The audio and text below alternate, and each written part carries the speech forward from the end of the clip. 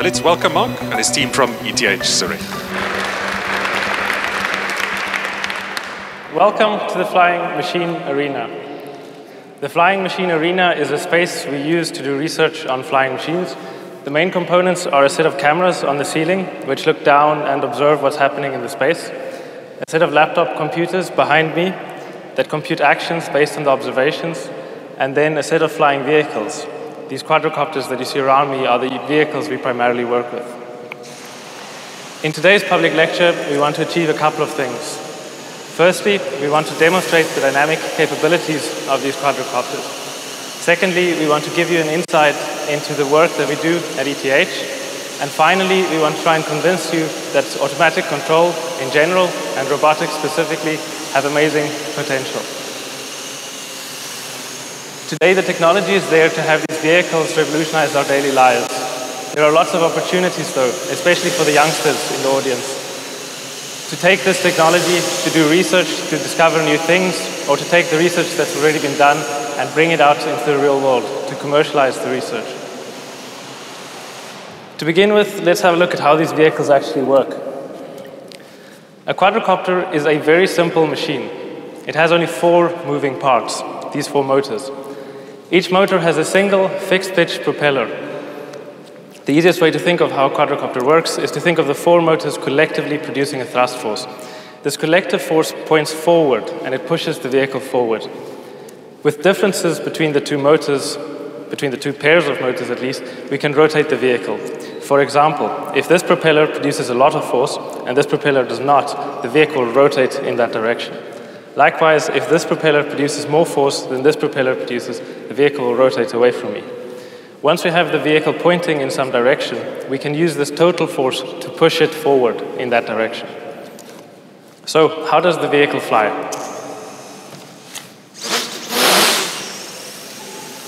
When the quadrocopter is hovering like this, there are 2 forces acting on the vehicle. The one is this total thrust force, which points upwards, and the second force is gravity, which pulls the vehicle down to the ground. For the vehicle to hover, we need these 2 forces to balance one another. We need the thrust force to point upwards, away from gravity, and we need the magnitude of the thrust force to equal the weight of the vehicle. Then the vehicle will neither accelerate upwards nor accelerate downwards. Obviously, for the vehicle to stand still, it needs to not rotate. This means that the opposing motors need to produce equal force. Specifically, if we combine all of this means that when the vehicle hovers, we need the 4 motors to produce equal force, equal each to a quarter of the vehicle's weight. Then, if the thrust points upward, the vehicle will stay where it is. We'll let the vehicle hover again. What we'd like to show you now is what happens when we do this, when we just set all 4 motor forces equal to one another, equal at a quarter of the vehicle weight. What we just described, we expect the vehicle to stand still. We will, however, see that this is not the case. I'm going to get a bit to safer distance. I'm going to ask Robin to click a button. When he clicks the button, the vehicle will switch over to constant motor forces, each equal to a quarter of the vehicle weight. Are you ready, Robin? Okay, go. So at the end there, Robin clicked a button to catch the vehicle. We see that the vehicle becomes unstable. It does not stay where we put it. Let's try again. Okay, go. Again, he clicked the button to catch it. We'll do it one last time. Okay, go. So what we see is that the quadrocopter is not stable. It does not stay where we put it in the space, even if we expect that it should. Why is this? Well, the reason is that the world is not as simple as this model we just described. There are things acting on the vehicle that we did not capture with the simple description. For example, if the vehicle is standing in the space and there's a slight breeze which pushes it to the side, the thrust force is now not pointing upwards, but is pointing slightly to the side, and the vehicle will accelerate away in that direction. Also, if one of the propellers was just slightly damaged and produced less force than we expected, the vehicle will roll away. If this propeller produces slightly less than a quarter of the vehicle's weight, and this one produces a quarter of the vehicle's weight, there will be an imbalance and it will rotate left. Once the vehicle is rotated, it will push itself away and it will move in that direction. So we know that we now, to have the vehicle fly and to stay in one spot, we need to do something more. We need to observe what the vehicle is doing and react to these observations.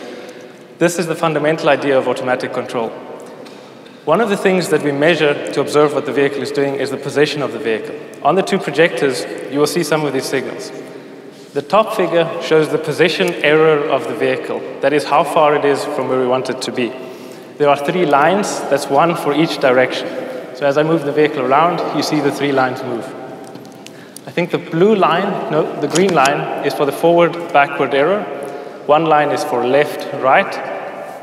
So as I move the vehicle left-right, you can see the line moving, and then there's a line for the up-down error.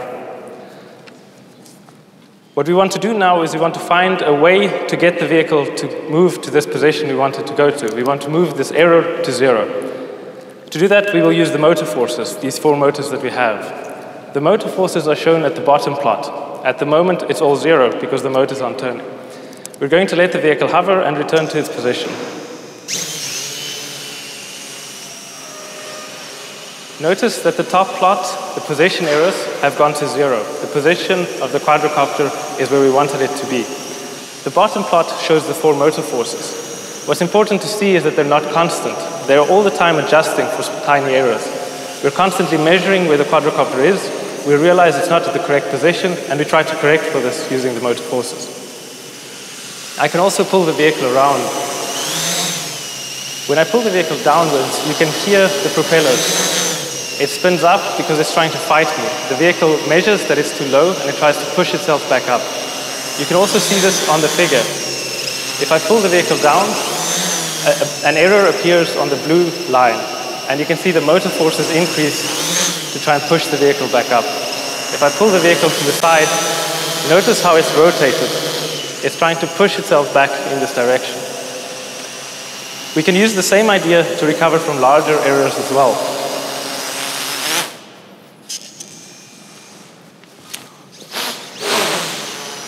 We're using the exact same control law now as we used before when the vehicle was hovering. The only difference is that the errors are much larger now. I'll throw the vehicle upside down now. The first thing that the controller has to do is rotate the vehicle the right way up, and then it can bring it back to the hovering position. So I'll throw the vehicle up, and then it has to turn around. I can also try to throw the vehicle out of the space. Make it a little bit harder for the controller.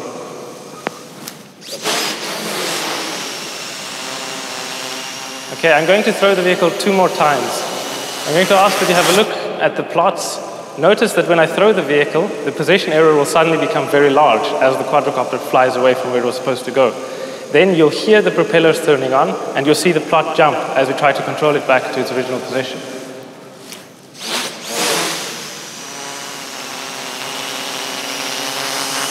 Okay. I'll throw it 1 more time.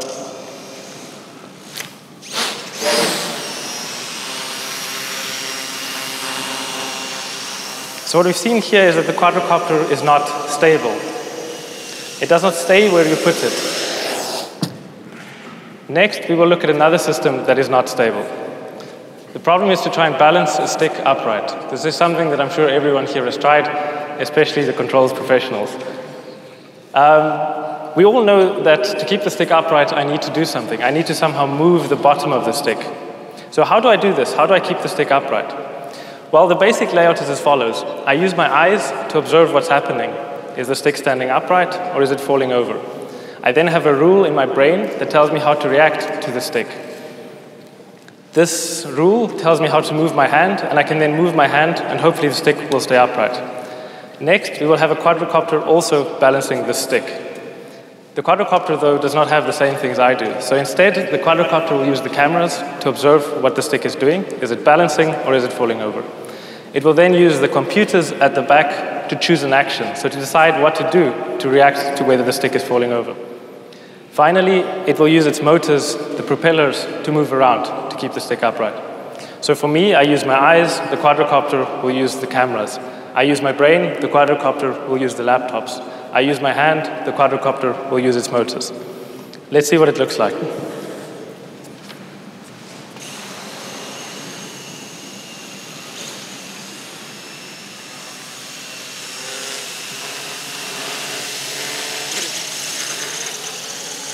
So you see that the quadrocopter can indeed keep the stick upright, and I can even nudge it around a little bit.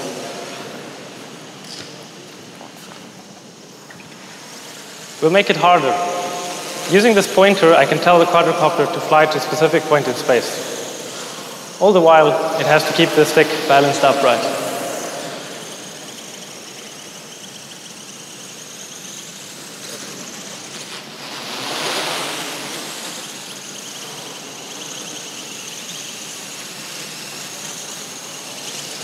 Now, when we remove the stick, I have to catch it before it falls into the propellers.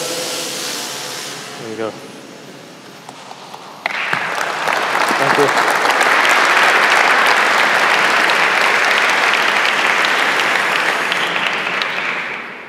There's an important difference, though, between how I balance the stick and how the quadrocopter does it. For me, the rule I use to move my hand, I came up with by trial and error, by practice, and by intuition. So I had some idea what might work. I then tried it and saw whether it worked or not, and then I just kept practicing and practicing to keep the stick upright. For the quadrocopter, this was different. For the quadrocopter, we sat down with a piece of paper and we wrote down the mathematical model of how the quadrocopter works and how the stick that balances on the quadrocopter works. We then computed a mathematical rule that tells us how to create the motor forces that will move the quadrocopter while keeping the stick upright. The difference is that with this mathematical model, we could know whether this would work or not work without actually going out and building the quadrocopter. We could do this on the piece of paper. This means you can go out and design complicated machines, complicated interactions, and you can decide with these analyses whether the system will work or not work. You don't need to go and build all the expensive machines and try it out. These mathematical models tell us when something is easy, when something is hard, and when it is impossible. We'd like to show you something that's easy.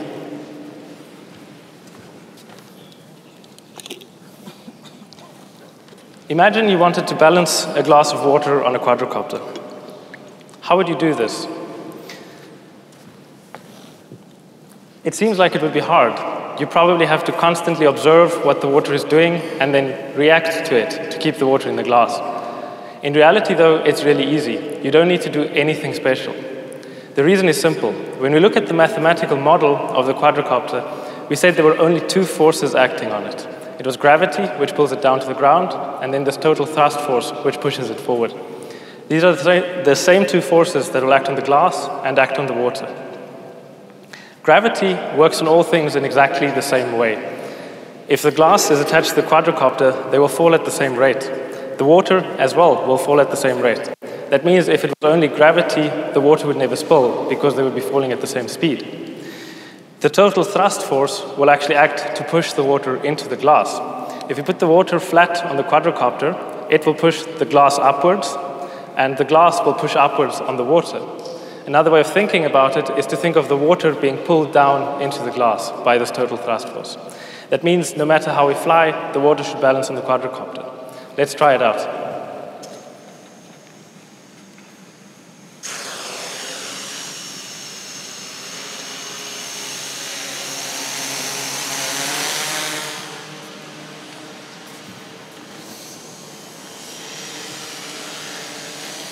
Again, I will use this pointer to tell the quadrocopter to fly to a specific point.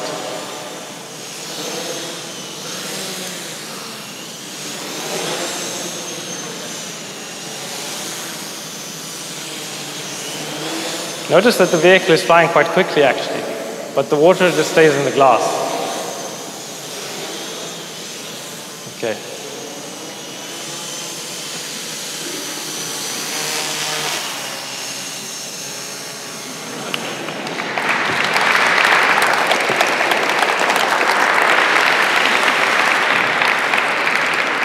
Thank you. So what we've shown you so far have been examples of where we needed to stabilize a system, where we needed to take something and make it stay where it was, or not fall over, or not explode.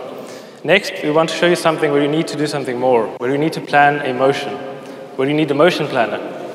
We'll have a quadrocopter take off in a second that has a badminton racket attached to it. The quadrocopter will have the task of hitting a ball back towards me. We will use a table tennis ball, this one here. To do this, you can imagine how you hit a tennis ball, for example. You need to bring the racket to the same point as the ball will be at the same time as the ball is there. You need to have the racket move at the right speed, and you need to point the racket in the right direction. These are the same things that the quadrocopter will need to do.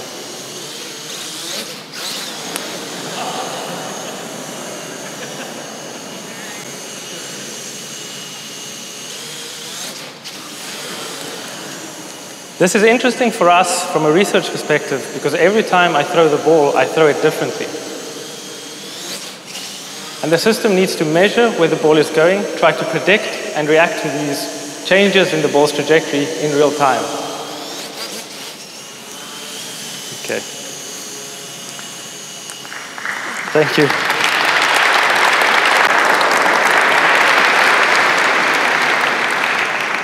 So I'd like to explain to you a little bit behind the scenes what's happening when the quadrocopter does this.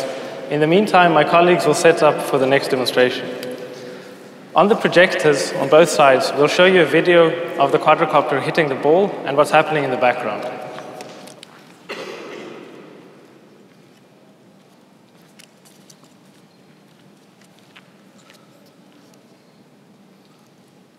So the video is a bit confusing, so I'd like to explain it to you step by step. You see me on the right-hand side throwing a ball, the bright white spot, at the quadrocopter. The quadrocopter has the task of hitting it back towards me. The first thing we do is we measure where the ball has been in the past, and we try to predict where it will fly in the future. This prediction is shown as the green curve on the figure. Along this predicted ball path, we can choose a point where we want to hit the ball. We then need to calculate a trajectory that will bring the ball from the point where we hit it back towards me. This is now shown as the light blue curve. We now know what we need to do with the quadrocopter. We need to bring the quadrocopter from wherever it is at this point in time to that point where the blue and the green curves meet. This is where the ball will be. And we need to do this at the exact same time as the ball gets there. What we do now is we plan the quadrocopter's trajectory. This is shown as the red curve on the figure. We do this continuously. Every 20 milliseconds, we get new measurements of where the ball is flying. This allows us to more accurately predict its path. We then choose another point where we can hit the ball, and then we plan another quadrocopter motion from wherever the quadrocopter is at that point in time to this point where we wanted to hit the ball. Let's look at the video again.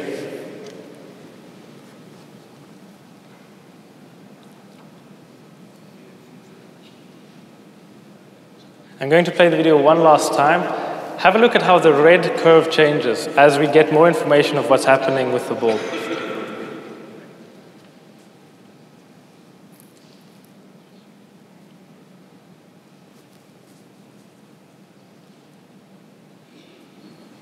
This is a powerful strategy because it allows us to plan the quadrocopter's motion at the same time as we are reacting to errors. So either we're learning more about how the ball flies, or we're correcting mistakes in how the quadrocopter flies the motion that we planned for it.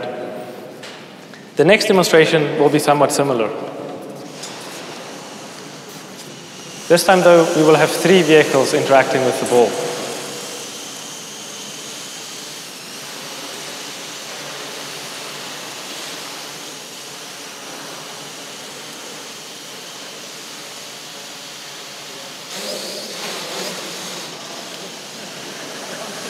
So the quadrocopters are trying to throw the ball vertically upwards. To do this, they need to fly outwards and pull the net taut, and then the ball flies upward. Then they have to catch the ball. Now it is clear that here, compared to the previous one, we need to coordinate their motions very precisely. If one quadrocopter starts flying too early, it will pull the net taut before the others do, and the ball will end up flying in some random direction. Let's have a look at it again.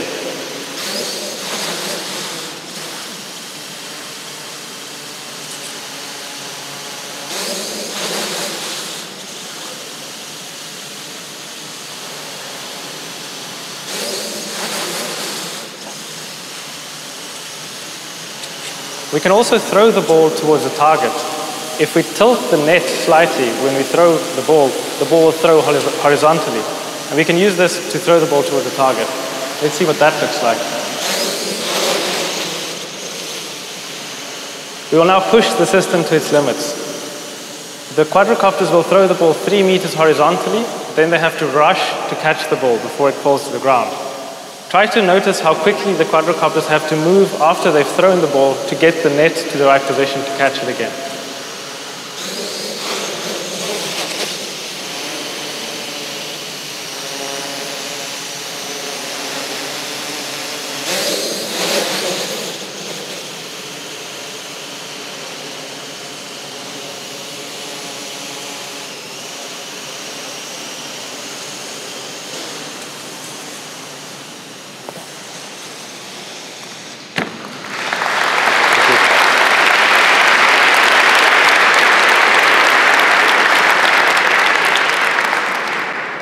So my colleagues will quickly remove the net so we can continue with the next demonstration.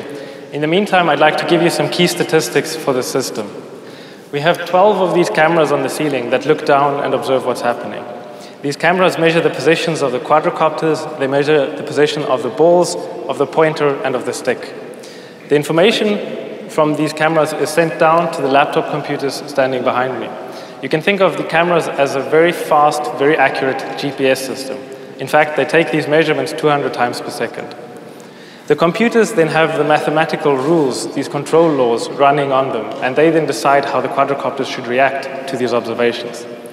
The vehicle then executes this command, and we observe whether it worked or not, and we send a new command. So 50 times per second, we send new commands. The demonstrations we've shown you so far have been very abstract and playful. Indeed, a lot of the work we do at our group is to push the boundaries of the technology rather than on concrete commercial applications. However, many people are looking at commercial applications of these vehicles. For example, you can use them to film an event from the air. Nowadays, it's easy to go out and buy a quadrocopter with an attached camera that can film an event. This is much cheaper than it would be to hire a helicopter with a pilot or to get one of those booms that they use in Hollywood. You can buy one of these and teach yourself how to pilot it. People also want to use these vehicles to carry goods around, either to deliver something you've bought online to your house within 30 minutes of you ordering it, or to move medicines and other critical goods around in isolated parts of the world. The idea is that if you have many of these vehicles distributed through the country, they can move small packets from point to point. You can imagine you might have a road system which is every rainy season gets washed away. But you still need to get the goods out. And if you had a fleet of these vehicles distributed through the country, you could move goods between the different stations. One of the things that will be critical, though, if these vehicles are to become extremely common, is safety. The vehicles are so popular because they're so simple. We saw they only had the 4 moving parts. The problem is if you lose one of the propellers, let's say you lose a motor or you lose the propeller itself, it's not clear what will happen. It seems like you just crash. This motor is producing force, but this motor is not. So the vehicle should just fall over and you'll crash. One of the things we've discovered, though, in our lab is that there's a way you can still fly the vehicle, even if you lose one of the propellers. We'd like to show you what this looks like.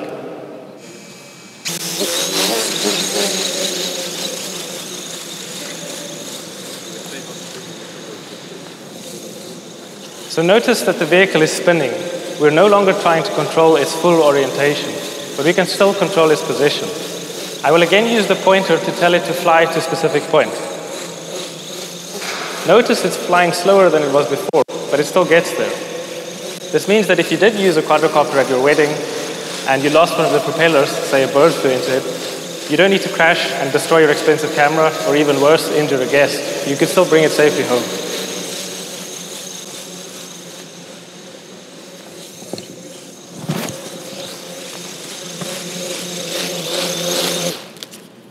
We can go even further. I'll now remove the second of the 4 propellers. The vehicle will have only 2 of the original 4 propellers left, so we'll have lost half of the original inputs that we had, but we'll still be able to fly. Let's see what that looks like.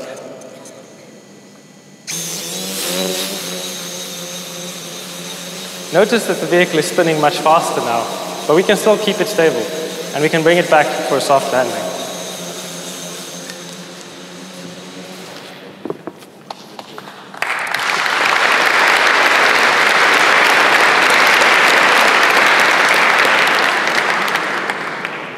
The demonstrations we've shown you so far have all been specific to quadrocopters, but the entire field of robotics is currently very exciting.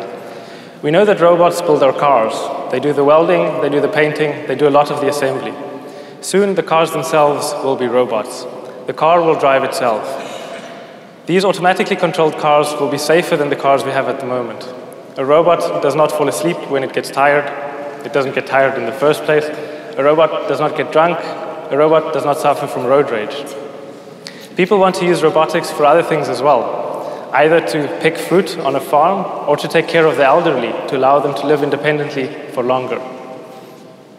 One of my goals in this public lecture is to perhaps introduce to some of the young people in the audience some of these concepts, in the hope that they might also be interested in pursuing a career in this direction. I myself grew up in a town called Hartbeespoort in the northwest province of this country. I did my bachelor's degree at the University of Pretoria before I got a scholarship to do a master's degree in Switzerland, where I studied robotics. I'm still in Switzerland at the moment. I'd like to encourage the young people to consider a career in this direction. There are many opportunities, both in terms of research, in discovering new possibilities and creating new technologies, and in terms of commercialization, to bring these technologies to the market. Before we end off, we'd like to show you one last demonstration where we will be using, again, 6 of the vehicles at the same time.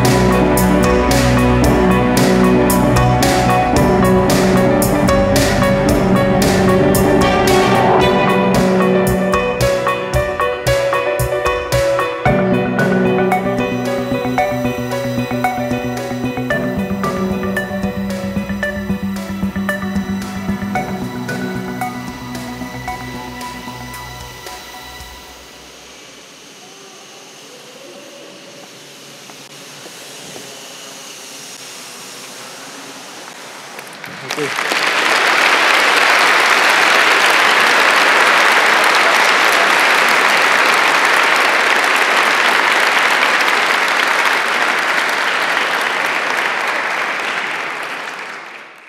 So I hope I've been able to give you an insight into some of the work we do, specifically at ETH, but also in general as controls engineers. I hope I've been able to convey the enthusiasm we have for what we do and how much we enjoy it, especially to the youngsters, to try and convince them to join us. The Flying Machine Arena is a project that was started in the year 2008 by Professor Raffaello D'Andrea. Throughout the years, many people have contributed to this project to make it possible to do the things we do today. You'll see their photos on the screen. With me today are 3 of my colleagues. I'd like to introduce them to you. It's Federico Augugliaro, Robin Ritz, and Dario Brescianini.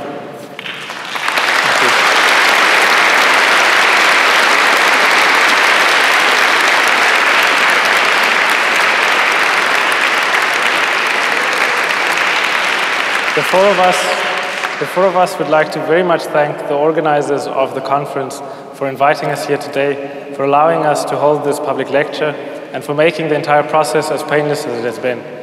They were extremely helpful with the organization, with the infrastructure, and we'd very much like to thank them.